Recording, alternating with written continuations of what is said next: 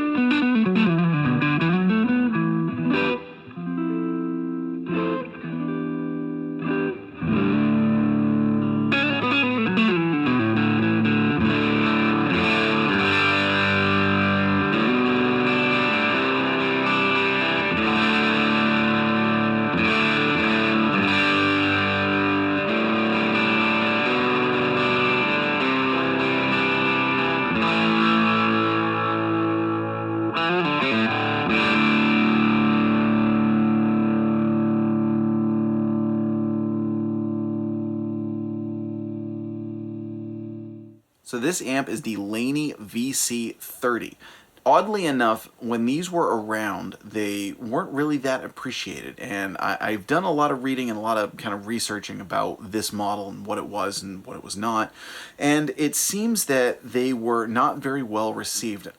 Could be because of the time period that they were in. For me, one of the things that I really looked for was how to get good, usable AC30 tone. Now, I have owned multiple of the Vox modern AC30s and several AC15s, and I've owned the AC10 and a number of other Vox amplifiers. And one of the things that Vox has never really quite seemed to nail down is the right division, I want to say, of what their models should satisfy regarding vintage versus modern. Now, I am a huge Fender amp fan. I will say Fender does this really well. They have their vintage reissues, right? You can get things like the vintage reissue Bassman or the Super Reverb, like I have the one sitting next to me, any of the Blackface series. Then they had the Silverface Custom series, the 68 Custom, which is kind of vintage with a twist, so that's kind of cool, something in the middle. And then they have more of their modern amplifiers. Now these are kind of ever-changing, but you know, you've got things like the Bass Breaker, the Hot Rod series would certainly be considered a modern amplifier, that are channel switching, have a few more bells and whistles, and they're also a little bit more gig-friendly when it comes to pricing, more accessible to a lot of musicians who are out on the front lines, so to speak, who might not have as much money to shell out for a vintage reissue. Vox has always seemed stuck in limbo. Now, I won't say that the models that they make are bad. I've played them, I've enjoyed them, I've gotten really unique and really great tones out of them. I've moved on from most of them because they never quite gave me exactly what I wanted, exactly what I was hoping for from the classic Vox tone. And one of the issues is that, like I said, they kind of don't know what they want to be. So the classic series, like you've got the AC30 C2, you've got the AC15 C1. Preceding that was the CC2 and the CC1, which were quite good amplifiers in their own right. The CC2 is a great amplifier in its own right, but again, it's stuck in the middle. It's not a vintage reissue, but it's not quite modern. It has some modern appointments, but it doesn't quite have enough of the vintage reissue character to be a straight up vintage reissue, but it doesn't have enough modern features to make it the modern gigging AC30 that you want. Then you bump up to the hand-wired, and it's the same deal. That one's might be a little bit closer to a vintage reissue, but still has some modern stuff kind of packed in there. I would love to see Vox do more of a gig-friendly lower level one, and then a more dedicated vintage reissue at a reasonable price. Not crazy about the fact that you can spend $2,000 on a Vox amp that's made in China. That's a tangent for another time that I don't really want to go down that road, but it is pertinent with what we're talking about here. Now, Vox has tried to do this a couple of times. They did the AC50 and the AC100, which were kind of cool amps. Missed the mark slightly, but they were really cool amps, again, in their own right. And actually another one with some of their tube modeling technology, they did one called the VR, which was a tube hybrid. Those were really cool amps and not that expensive, but they didn't take off either. Who knows why? There could be a number of reasons. You know, then of course they've had things like the Night Train and a number of other series of amplifiers out there, but they always kind of seem to be dancing around and not quite hitting the mark regarding what players want from vintage AC30 tones. Well, the Laney VC30, to me, checks all the boxes. It, first of all, was made in the UK. It's one of the reasons that I brought it up. And again, I don't want to go down that road too much because you can go crazy far down the angry rabbit hole of talking about where stuff is made, and I certainly have my opinions on it. I know other people have their opinions on it. I don't really want to get into that too much because I've already said too much. I will say that the early, at least, VC30s were made in the UK for a reasonable price. You had 2 dedicated channels. This is huge. You had a beautiful clean channel, and you had a great drive channel that really hit the AC30 tone. And you could foot switch between them and dial them in how you liked. Also had reverb, has an effects loop, and it just works. Now, it came in a number of speaker configurations. The one that you're listening to right now, which is actually my old amp that I managed to get back. This is a 212. It also came in a 210 and 112. The 210 is a genius idea, I think, when it comes to that kind of tone, with the EL84 kind of classic British voicing tone. Now, this amp eventually got phased out and got replaced, supplemented. I don't know exactly how they lined up, but with the Lionheart series, and this one has just gone by the wayside. Now, it doesn't necessarily get points for style unless you just like a kind of plain, straightforward look. Tonally, I absolutely love it. Now, I will say it can be pretty aggressive when you plug into the high gain input, so I'm plugging into the low gain input in this video. One of the reasons for that, and this is one of the only things that I'm not crazy about with it, is it has the Celestion 7080. It's a step above, you know, a cheap stock speaker, but it's not a great speaker. The 7080 is one that I've always replaced in other amplifiers, and they're going to be replaced in this one. That being said, again, if you know how to dial it in, if you plug into the low gain input especially, you get great Vox tone with real spring reverb. It has a real spring reverb tank. And what it captures that I think the modern AC30s don't capture is it has the responsiveness and it has the warmth. A lot of the Vox amps, they can be warm if you dial them in right, but they pretty quickly lose their fidelity if you don't. And they don't quite have the responsiveness. They have this kind of flat, edgy responsiveness that I've never felt like you could quite sink into, as opposed to this amp, which responsiveness-wise, it feels more like a Fender. Tonally, it sounds more like the Vox. So, enough of my rambling. Let's get back to some tone here.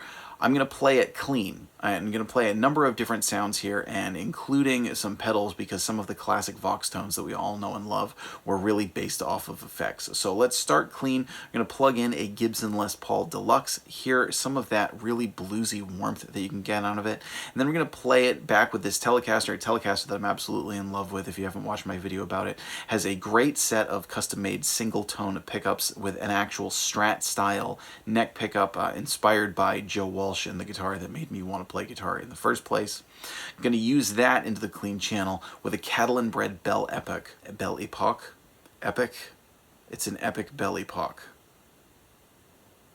So you can hear how just pristine and lush it sounds with some delay going into the clean channel. So let's hear a couple clean clips.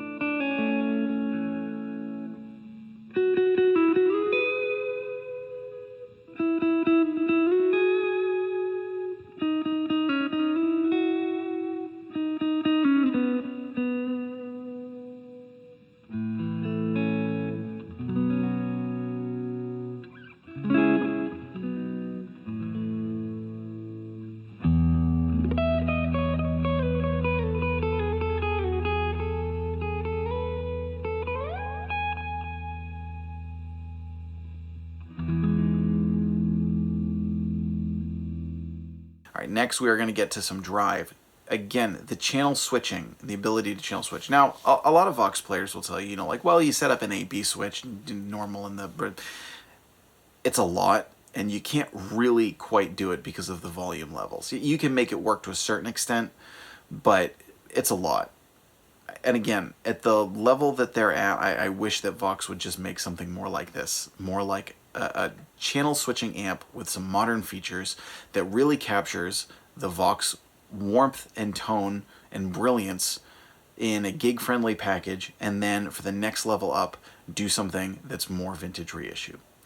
Let's check out how great this sounds with a drive channel. So I'm going to do first just with the Gibson Les Paul for a real classic rock kind of drive rhythm. Then I'm going to switch over to the Telecaster and try it with a chorus pedal, and it sounds amazing with a chorus pedal. Again, that's kind of a classic pairing of Vox with a chorus. For that, I'm using a one-control little copper chorus. Then we're going to go back to the Les Paul, use the Catalinbread. Now I'm plugging it directly in. It does have an effects loop. I'm not going to plug into the effects loop. Why aren't you going to show us the effects loop? Because it's an effects loop. It does what an effects loop does.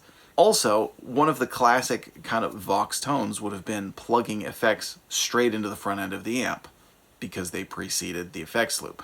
So I'm going to plug again with the Les Paul going into the drive channel with the Belle Epoch, the ringing the bell of epoxy.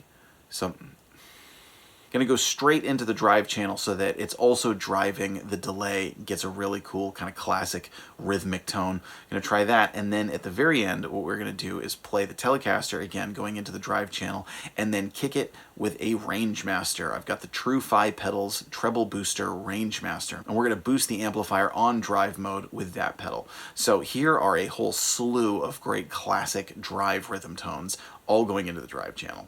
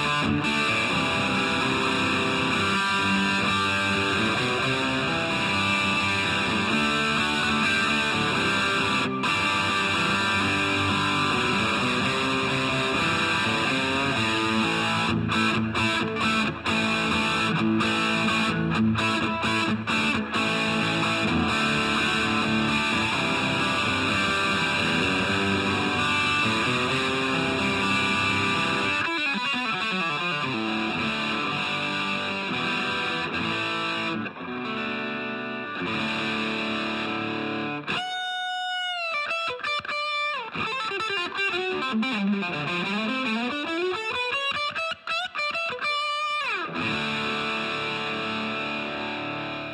folks, let us know what you think. Have you played the Laney VC30? Now, in my research, again, a lot of people didn't like them. A lot of people said they were cheaply built, that the tone wasn't good. I read way more negative things about it than I did positive things.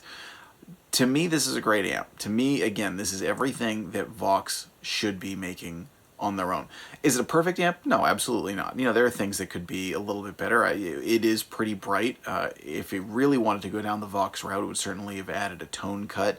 And again, the speakers, I would like to see a better speaker in it.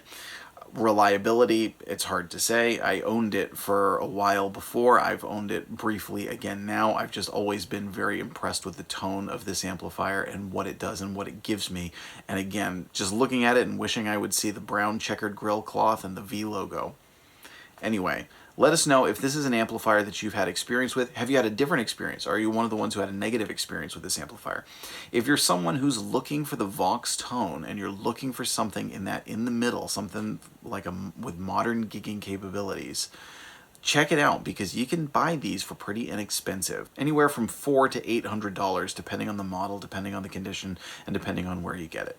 So check out the Laney VC30. Pick one up if you get a chance, or at least try one out if you get a chance. I'm Jack Fossett. Remember to like, share, and subscribe. Follow the link below where you can listen to some music. And also check out my Patreon. If you give support, I'm happy to give personal gear tips for your own rig.